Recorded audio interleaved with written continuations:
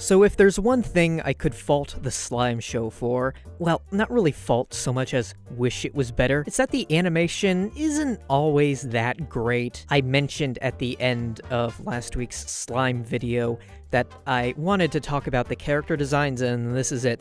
They are great. They're all colorful, visually distinct, and all of them seem to have a default pose that includes smiling, all of which contributes to the show's pleasant atmosphere. The most important aspect of these character designs, though, is their relative simplicity. When it comes to animation, simple character designs are usually the way to go, since they're easier to animate. These designs are the sort to lend themselves well to animation, but unfortunately, the show hasn't really taken advantage of them. There's some great bits in the opening and endings, but that's pretty much it. Otherwise, it's standard anime fare, which is a shame because if nothing else, these designs scream potential. To be fair, we're not even halfway through the show yet, so it's still got plenty of chances to blow us out of the water with some good sakuga, but until the last couple of episodes air, I'm not going to hold my breath. But instead of being dejected about a show not being better than it already is, let's look at past examples of shows doing this sort of thing well as the inverse, to make an argument for why this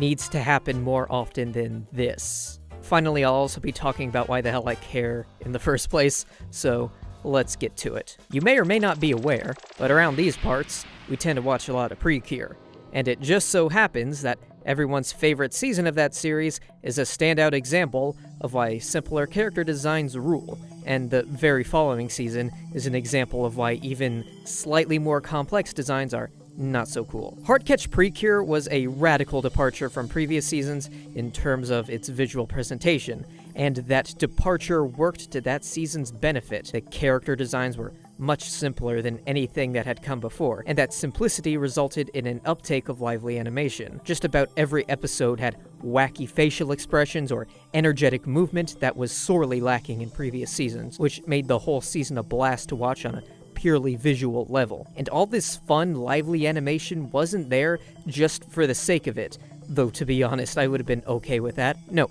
every facial expression, every bit of energetic animation was used to describe character. A shy character would look worried to the umpteenth degree, an excitable character would be bouncing all over the place, and so on. All in all, between its narrative utility and simply being fun as hell, this expressive animation, brought on by simpler character designs, added on a whole lot of texture to the overall experience. This stands in contrast with the very next season, Sweet.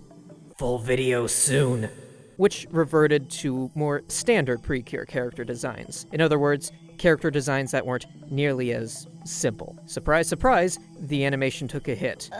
There were moments when characters went off-model, and those were great, but they were few and far between. Every character was much more prone to just standing or sitting around or engaging in much simpler movements, which removed a lot of the fun factor on top of restricting the ways the characters could be expressed through animation.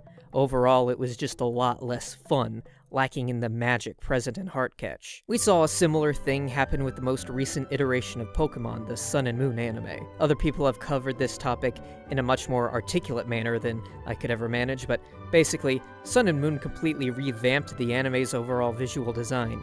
Things had been getting pretty stagnant in the show's visual department, so Sun and Moon came along with a new look, and that included new character designs.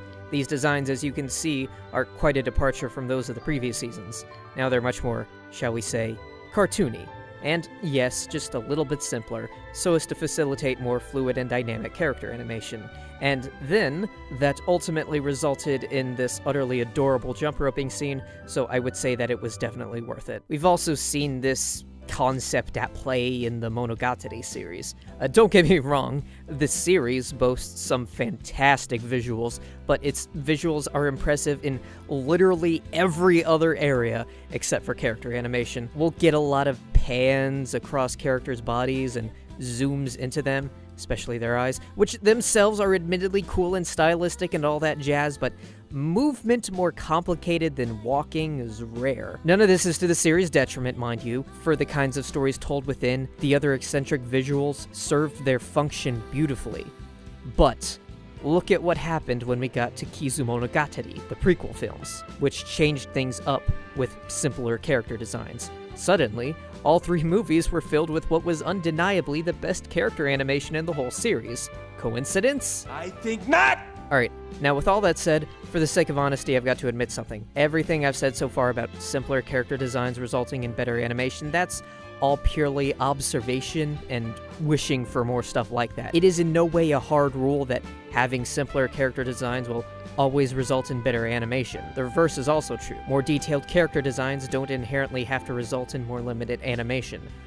But with the way that most anime is produced, on a tight production schedule meant to conform to a TV format, those rules tend to hold true merely because it's practical. And so long as that holds true, I'll stick to my guns on this one.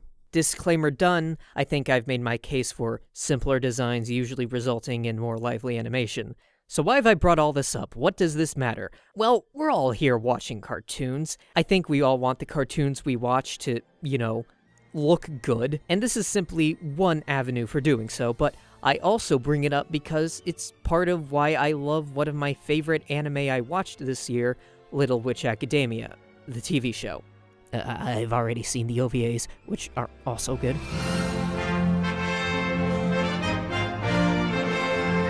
Confession. I may have made this video just as an excuse to discuss Little Witch Academia once on this channel. So this show maintains that concept of simple designs and lively animation throughout. Not only do the opening episodes contain some of the most visually energetic animation that I've ever seen, but quite a bit of that energy is maintained throughout the show's whole run.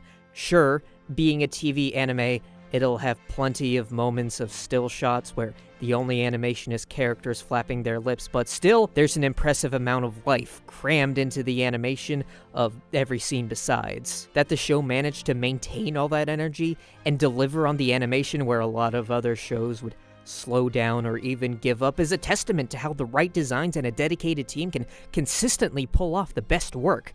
And all that lively animation isn't there for the sake of it. It exists in service to the show's tone and atmosphere. Mostly, though, the animation is one of the primary methods through which the show establishes character. Akko, for instance, is energetic and happy-go-lucky, which is represented by her going wild on screen. Sushi, by contrast, being as mellow and low-key as she is naturally portrayed with animation that's much more restrained, subtle even. She's more about small changes in posture or facial expression, but even those small movements can communicate a lot when they're given just as much attention and frames as something more bombastic. Even in small scale, movement expresses life. And that's something Studio Trigger as a whole has excelled at. Kill la Kill has remained one of my favorite anime since it first aired, and the bombastic energy exuded by its animation still holds up today, rivaling its modern-day counterparts. Even that one weird show from a few years back, Kisniver, though nowhere near the quality of Kill la Kill and Little Witch, still manages to express a lot of character through lively animation, though, to be honest, I might have stuck with that one just for the opening.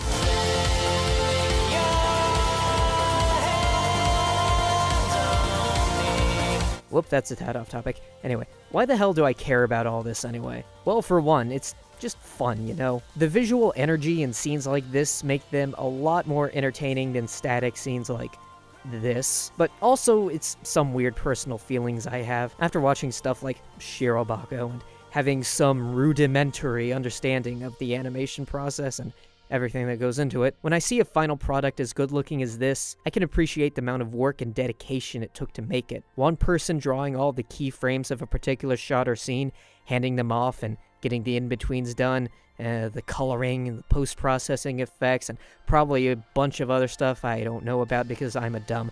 Point is, I can, to some small extent, visualize and appreciate the process that went into bringing incredible bits of animation to life.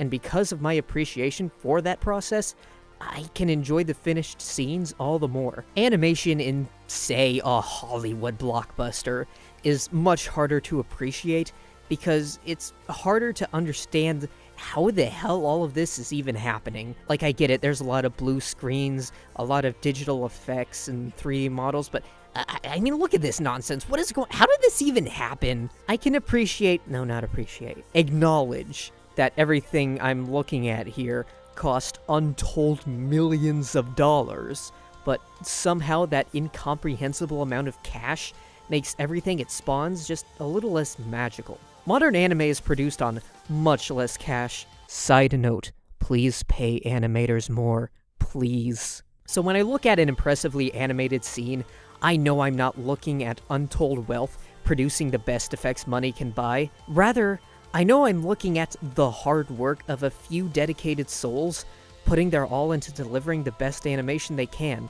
And I know I'm speaking in broad platitudes here, but really, it's much easier to feel the soul and life behind this than it is to feel anything from this. I feel like I might have switched topics a couple of times there, but I've had that stuff on my mind, so it's good to get it out there. Anyway, thanks for sitting through this second video in a month of weekly uploads. Next week's a biggie, so stick around for that.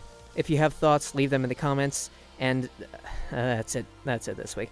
Thanks again for watching, so I'll catch you next week.